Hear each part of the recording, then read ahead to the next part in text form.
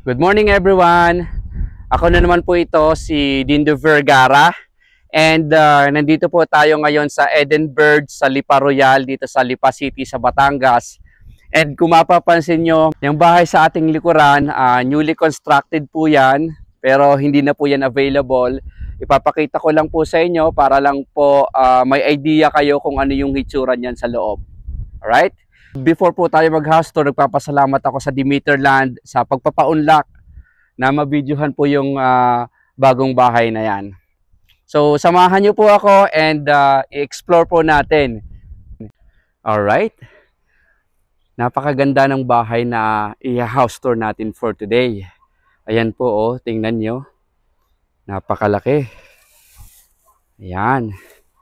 And bago tayo mag-start sa ating house tour, kung bago ka sa aking channel, please like and subscribe and hit that notification bell para lagi po kayong updated sa mga videos na ginagawa ko. Alright? House specification po tayo. Yung bahay is na-construct sa 300 square meters of lot area. And itong particular house, meron siyang 186 square meters na floor area. Okay?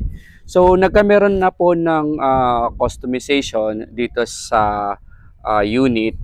Kasi po, ang standard turnover lang po ng Gavina model is 158 square meters. Mas malaki po ito sa standard turnover na ginagawa ni Demeterland dito sa Edenbird, dito sa Lipa Royal, sa Lipa City, sa Batangas. Ayan po, oh. Ayan, gate and fence na po kasama. Kung mapapansin nyo, may gate and fence. So, sa standard turnover, yan na po yan. 1.5 meters po ang taas niyan. Ayan po, oh. 1.5 meters. So, tara, pasok tayo. Dito, ito yung ating magiging carport. Kasyang-kasya dalawang SUV or mga van. Kasyang-kasya po. Kung mga maliliit na cars, kaya din. Kahit tatlo pwede kung maliit. Pero dalawang SUV, luwag na luwag pa. And before tayo pumasok sa bahay, ipapakita ko sa inyo yung paligid. Ayan po. Pakita ko muna sa inyo yung taas. Ayan o. Napakaganda. So ito po, part po ito ng 300 square meters. Kung mapapansin nyo, napakalaki pa ng space. Ayan po, oh. Pwede pa kayo magpalagay ng swimming pool. Ayan po, kasi po ang laki ng space. Ayan po. Ito po ay 300 square meters of lot area. Ayan po, swimming pool. And aside doon sa swimming pool, pwede pa kayo mag-garden dito. Kung mahilig po kayo magtanim. Alright. Ikot tayo sa likod. Wow. Napakaganda. Napakaganda ng lugar. Ayan po. Ayan. Papakita ko lang sa inyo yung likod. Bago tayo pumasok. Ito yung ating magiging service area. Ayan po. Oh. Laundry area. Nandyan po yung mga gripo. Ayan. Ito yung papunta sa ating loob. Sa kitchen. Ito, may lababo po dito. And then, ito yung ating likod. Okay, so dito sa likod, may 2 meters wide na setback. Ayan po. Tara sa harap.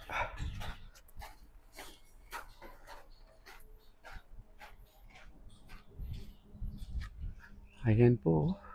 Napakaganda. So, ayan po. Wow. So, tingnan nyo naman po yung ating fasade ng bahay. Napaka-aesthetic ng design. So, dito sa harap, pagpasok natin dito sa gate, ayan po, makikita natin yung ating main entrance door. May garden na maliit. Ayan po, oh. Ayan, ito yung harap. Alright. So, kung mapapansin nyo, may glass sa gilid ng ating door. Tayo, hindi natin nakikita yung tao sa loob, pero yung mga tao sa loob, nakikita nila yung tao sa labas. Tara, pasukin natin. Wow.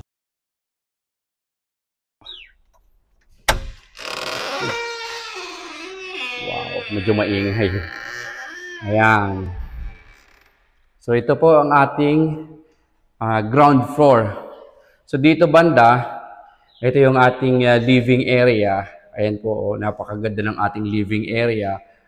Kahit mag-set up po tayo ng malalaking couch or sofa, kayang-kaya. Kasi ang laki ng area. And then ito yung ating window po dito, nasa corner. Ayan po, ang ganda ng ating window na ginamit. Okay. Alright. Napakaganda dito sa ground floor. Napakaluwag. Ito banda, dito yung ating magiging dining area. Since malaki yung ating dining area dito, kayang-kaya, 6 to 8 chairs na dining table, kayang-kaya. Napakaganda ng ventilation dito, maraming bintana. Ayan po. Ito yung ating lanay area, sliding door. Ayan o. Ito yung vacant space na pinakita ko sa inyo kanina. Malaki pa siya, pwede pa siyang mapalagyan ng swimming pool. Ayan po. Alright. So, kung mapapansin nyo po, yung ating tiles, upgraded na po ito, palitan po ng new owner po. Ayan. Dito po sa Eden Birds, sa Lipa Royal, pwede po ang mag-customize ang may-ari. Ayan po, kung gusto niyo ng ibang tiles, pwede po. Ayan, ito yung ating kitchen. Okay, may cabinet. Ayan po, may cabinet din sa taas. Ito yung provision sa ating gas range. Magbukas tayo ng isa. Ayan o, napakaganda. Wow. Ayan o. Ito yung ating kusina. So, double sink na stainless po yung nakalagay. Okay. So, tingnan nyo naman po ang kabuuan dito sa ground floor. Ang ganda ng color combination ng white, tapos yung ating mga sliding door, tsaka yung mga window, color brown. And dito sa ground floor, meron po tayong 2 bedrooms. Ayan po, tingnan natin. Right? So, ayan. So, ito po yung common toilet and bath dito sa ground floor. Ayan po. Complete fixtures na din po. Ayan, may sink, may toilet bowl. Ayan po. And yung tiles, floor to ceiling na. Ayan. And then, ito yung ating first bedroom sa ground floor. Ayan po. Kung may kasama po kayo na mga senior citizens, yung mga lolo at lola natin, na nahihirapan pong umakyat doon sa second floor, pwedeng-pwede po ito. Ayan. So, kaya maglagay po ng malaking kama. Okay. Ito sa bedroom 1. And then, ito naman po sa bedroom 2. Ayan po. Pwedeng guest room. Ayan po. Or kung may mga kasama kayong helper, pwede rin po ito sa kanila. And then, ito yung door papunta doon sa service area. Ayan po, yung lababo kanina. Alright? Okay. Napakaganda dito. And hindi na nasayang space kasi ito yung ilalim ng stairs. Ginawa siyang storage room. Ayan o.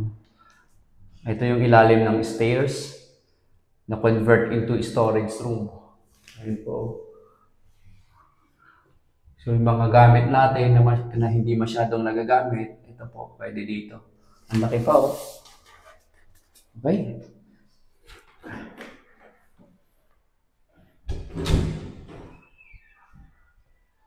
Ito po. Again, ito po ay located sa Eden Birds dito sa Lipa Royal. Napakaganda ng location.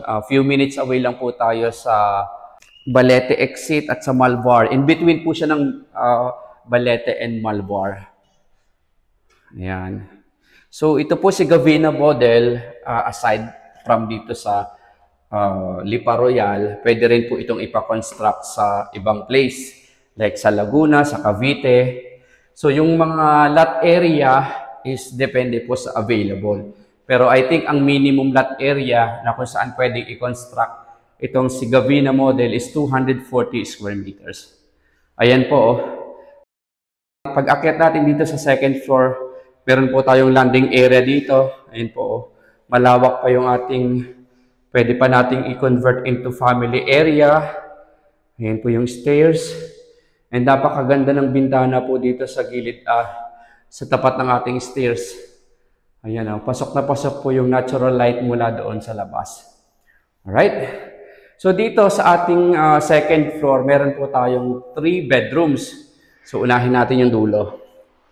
Okay? Ayan po, meron pa tayong dito, pathway. Ayan. Dami bintana, oh. Okay. So, ito yung ating bedroom 1. Ayan po, oh. Napakaaliwalas ng bedroom 1 natin. Ang ganda ng color combination ng tiles na brown and then white. Ayan po, oh. Itong cabinet, movable po yan. Pwedeng ilagay natin sa dulo or dito. So, depende po sa inyo kung saan nyo gustong ilagay. Ito si bedroom 1. Right? Okay. So, let's proceed sa bedroom 2. Sa bedroom 2, the same din siya ni bedroom 1 sa size. Ayan po. Meron na rin siyang cabinet na movable. Pwedeng ilipat doon sa dulo or dito po or anywhere po dito sa room kung saan po nyo gusto. Ayan po. Laki ng bintana natin dito. So, pasok na pasok talaga yung natural light. And pwede naman nating buksan kung naiinitan po kayo. Ayan.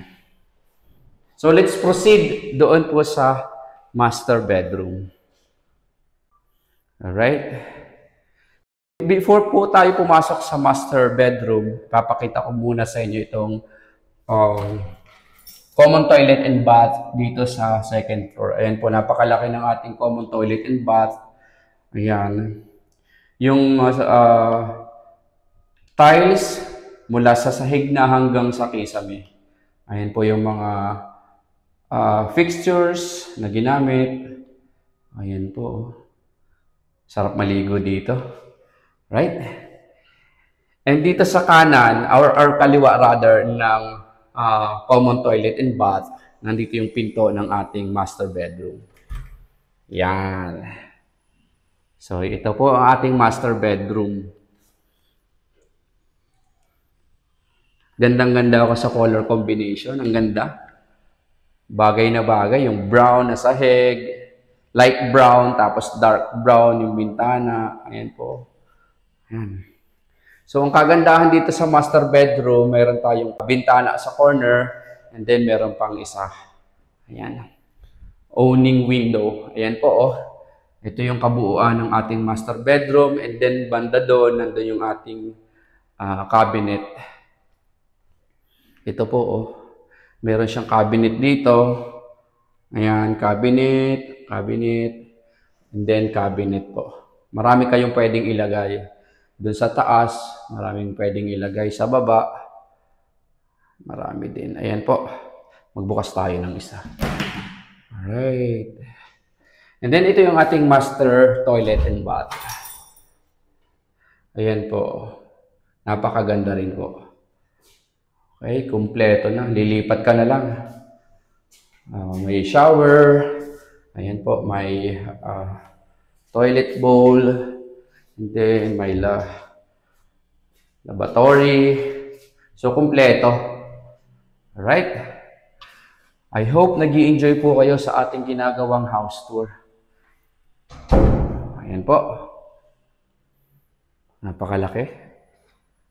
So, ito po ay si Gavina model. And, ito yung last part or yung balcony. Pakita ko sa inyo yung balcony. Ayan po, oh, si balcony. Napakalaki ng balcony. Ayan po. Ito yung paligid natin.